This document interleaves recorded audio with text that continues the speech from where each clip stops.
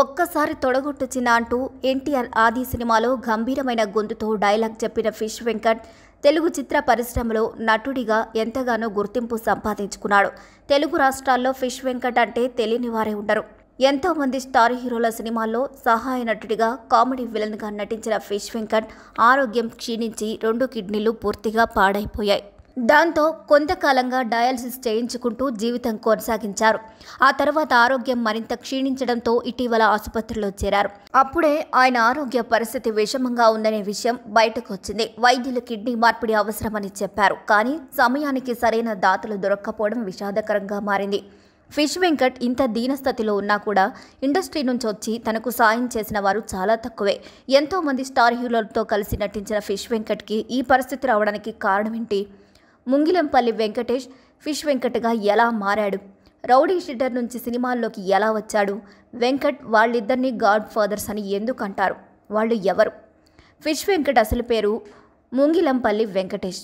1971 August 3న ఏపీలోని మచిలీపట్నంలో జన్మించారు. అయితే చిన్నతనంలో హైదరాబాద్కు వలసొచ్చారు. అందుకే ఫిష్ వెంకట్ నరనరాల్లో తెలంగాణ యాస జీర్ణించుకుపోయింది. ఆ యాస నటనతోనే తనకంటూ ఓ ప్రత్యేక గుర్తింపు తెచ్చుకున్నాడు ఫిష్ వెంకట్. తండ్రి జగ్గయ్య, తల్లి సక్కుబాయి. వెంకట్కి 2 తమ్ముళ్ళు కూడా ఉన్నారు. తండ్రి ముజీరాబాద్ మార్కెట్లో చేపల వ్యాపారం చేస్తూ కుటుంబాన్ని పోషిస్తే తల్లి హౌస్ వైఫ్గా ఉండేది. ఫిష్ వెంకట్ స్కూలింగ్ని ఖైరతాబాద్లో ప్రధాన పాఠశాలలో చదివారు. చదువుల్లో అంతంత మాత్రమే. దీంతో ఫిష్ వెంకట్ 3వ తరగతితో చదువుకు ఫుల్ స్టాప్ పెట్టేసి తన తండ్రి చేపల వ్యాపారంలో తోడుగా ఉండేవాడు. ఇలా ఫిష్ వెంకట్కి 18 ఏళ్ళు వచ్చేసరికి సికింద్రాబాద్లో ఒక చిన్న గ్యాంగ్ను మెయింటైన్ చేస్తూ రౌడీ షీటర్గా మారారు. అంతేకాదు తన గ్యాంగ్తో ఏ కొత్త సినిమా వస్తే ఆ సినిమాకు వెళ్లి ఎంజాయ్ చేసేవారు. ఈ క్రమంలో ఫిష్ వెంకట్కి కూడా సినిమాల్లో నటించాలి అనే కోరిక కలిగింది.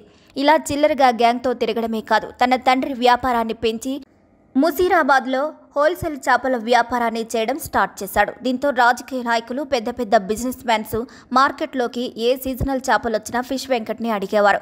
ఇలా వారు అడిగిన చేపలను వారికి హోమ్ డెలివరీ చేస్తూ వచ్చేవాడు ఫిష్ వెంకట్. దీంతో అందరూ వెంకట్ని ఫిష్ వెంకట్ అని పిలవడం మొదలుపెట్టారు. చేపల వ్యాపారంలో మంచి ఫామ్లో ఉన్న టైంలో ఫిష్ వెంకట్కి తల్లిదండ్రులు బంధువుల అమ్మాయితో పెళ్లి చేయగా వీరి అన్యోన్య సంసారానికి గుర్తుగా 2 అబ్బాయిలు, 1 అమ్మాయి కూడా జన్మించారు. ఇలా టైం గడిచిన కొద్దీ ఫిష్ వెంకట్కి సినిమాలపై ఆసక్తి పెరుగుతూ వచ్చింది. ఒక్క సీన్లో అయినా సినిమాలో నటించి తనకు తాను వెండి తెరపై చూసుకోవాలి అనుకునేవారు. చిన్న చిన్న ప్రయత్నాలు చేయడం మొదలుపెట్టారు. ఎక్కడ సినిమా షూటింగ్, టీవీ షూటింగ్స్ జరిగినా కూడా అక్కడకు వెళ్లి ఆ చుట్టూనే తిరుగుతూ ఉండేవారు. ఆ క్రమంలో వెంకట్కు తెలిసిన ఓ మిత్రుడికి దివంగత నిర్మాత మాగంటి గోపీనాథ్ బాగా తెలుసని తెలిసింది. ఇలా ఆ మిత్రుడి సాయంతో మాగంటి గోపీనాథ్ పరిచయమై ఆయన తీస్తున్న సినిమా షూటింగ్కి వెళ్తూ ఉండేవారు ఫిష్ వెంకట్. ఇలా మాగంటి గోపితో పరిచయం పెరగడంతో ఆయన పక్కనే ఉండేవారు వెంకట్. ఇదే ఆయనకు ప్లస్ అయింది. సినిమా అవకాశాన్ని తెచ్చిపెట్టింది. మాగంటి గోపి గారు ప్రొడ్యూసర్గా, శ్రీకాంత్ హీరోగా, ఇంద్రజ హీరోయిన్గా జంతర్ మంతర్ అనే మూవీని 1993లో స్టార్ట్ చేయగా ఆ మూవీ షూటింగ్ జరిగేటప్పుడు ఒక బందిపోటు క్యారెక్టర్ చేయాల్సిన ఆర్టిస్టు షూటింగ్ స్పాట్కి రాలేదు. మూవీ టీంకి ఏం చేయాలో అర్థం కావడం లేదు. అప్పుడే మాగంటి గోపి గారి పక్కన చాలా గంభీరంగా నుంచొని ఉన్న ఫిష్ వెంకట్ని ఆ సినిమా డైరెక్టర్ భరత్ గారు చూసి ఆ పాత్రను చేయమని అడిగారు. దీంతో ఉక్కిరిబిక్కిరి అయిపోయిన వెంకట్ అప్పటికే సినిమాలపై, యాక్టింగ్పై ఇంట్రెస్ట్ ఉండడంతో ఇమ్మీడియట్గా ఓకే చెప్పేశారు. ఇలా తన సినిమా ప్రయాణాన్ని బందిపోటు దొంగగా ప్రారంభించారు ఫిష్ వెంకట్.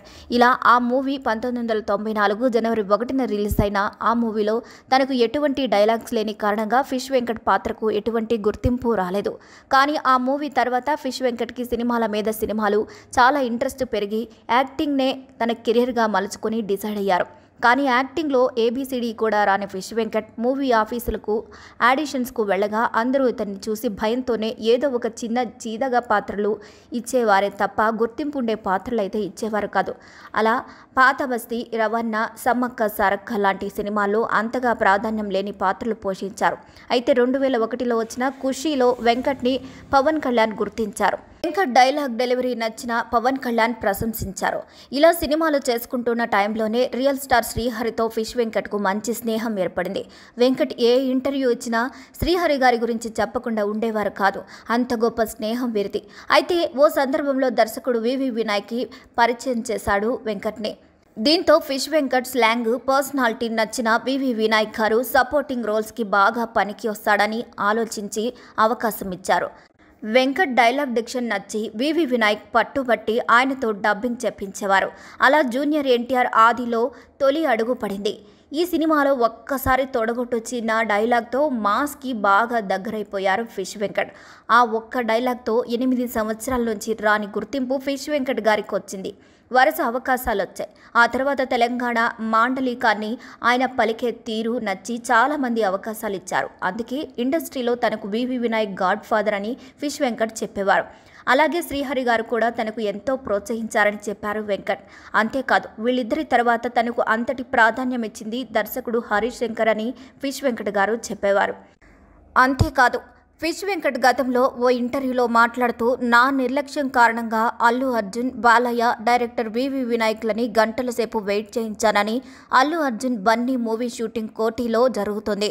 నేను ఉదయాన్నే లేచి షూటింగ్కి వెళ్ళాలి, కానీ రాత్రి ఫంక్షన్లో డ్రింకింగ్ ఓవర్ అయింది. నిద్ర లేపడానికి కూడా ఇంట్లో ఎవరూ లేరు. నేను లేచేసరికి ఉదయం 10 గంటలైంది.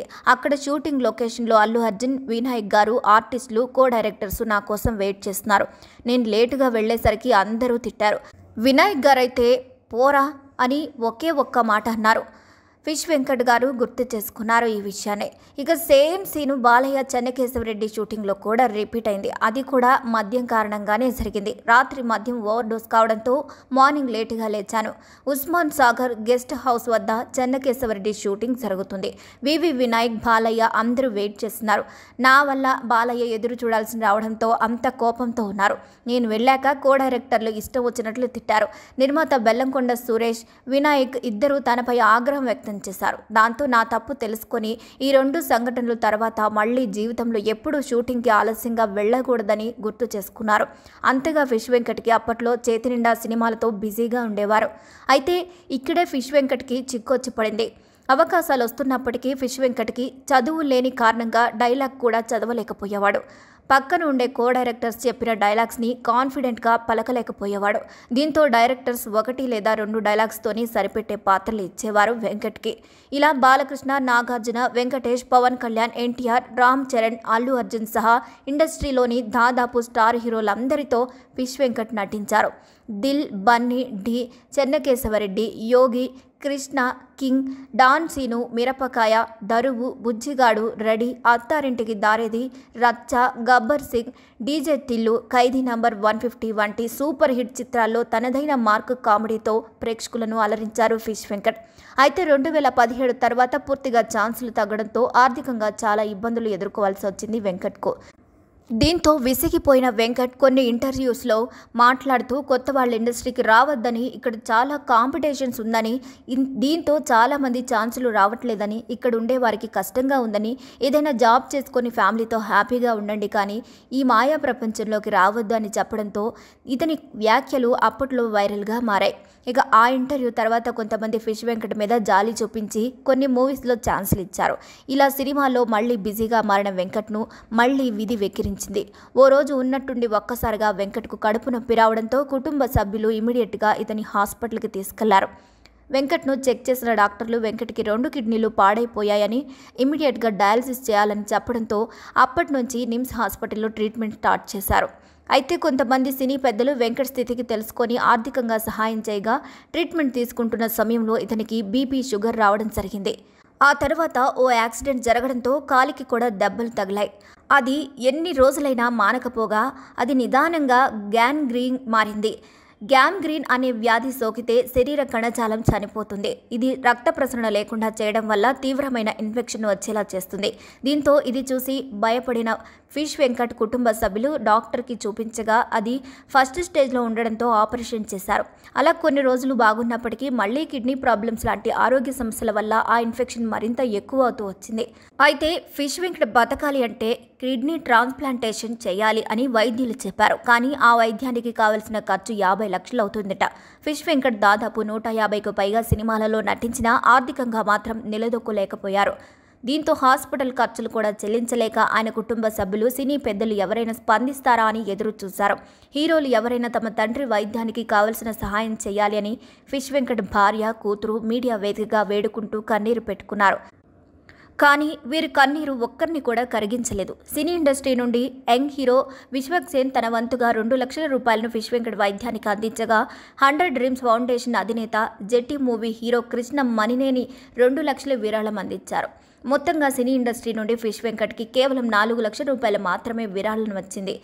సాధారణంగా ఇండస్ట్రీలో ఎవరికైనా కష్టం నష్టం వచ్చింది అంటే చిరంజీవిని మొదలుకొని చాలామంది హీరోలు అండగా నిలబడతారు.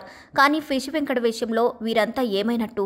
గతంలో చిరంజీవి సహాయపడినట్లు వార్తలు వచ్చినా ప్రస్తుత ఆరోగ్య పరిస్థితిపై ఎవరు ఎందుకు స్పందించలేదు? ఎందుకు అనేది $1 మిలియన్ ప్రశ్న. ఫలితంగా 2025 జూలై 18న శుక్రవారం ఆసుపత్రిలో చికిత్స పొందుతూ కోలుకోలేకపోయినా చివరికి తుదిశ్వాస విడిచారు ఫిష్ వెంకట్ గారు. తెలంగాణ యాసను తన అస్త్రంలా మార్చుకొని ప్రేక్షకుల మనసులు గెలుచుకున్న ఫిష్ వెంకట్ వెండి తెరపై మాత్రమే కాదు, తన గుండెల్లో కూడా ఒక చిరస్మరణీయ పాత్రలా నిలిచిపోయారు. ఆయన మన మధ్య లేకపోయినా ఆయన చేసిన పాత్రలను తెలుగు ప్రజలు ఎప్పటికీ మర్చిపోలేరు. మరి ఈ వీడియోపై మీ అభిప్రాయాలు కూడా ఖచ్చితంగా కామెంట్స్ ద్వారా తెలియజేయండి.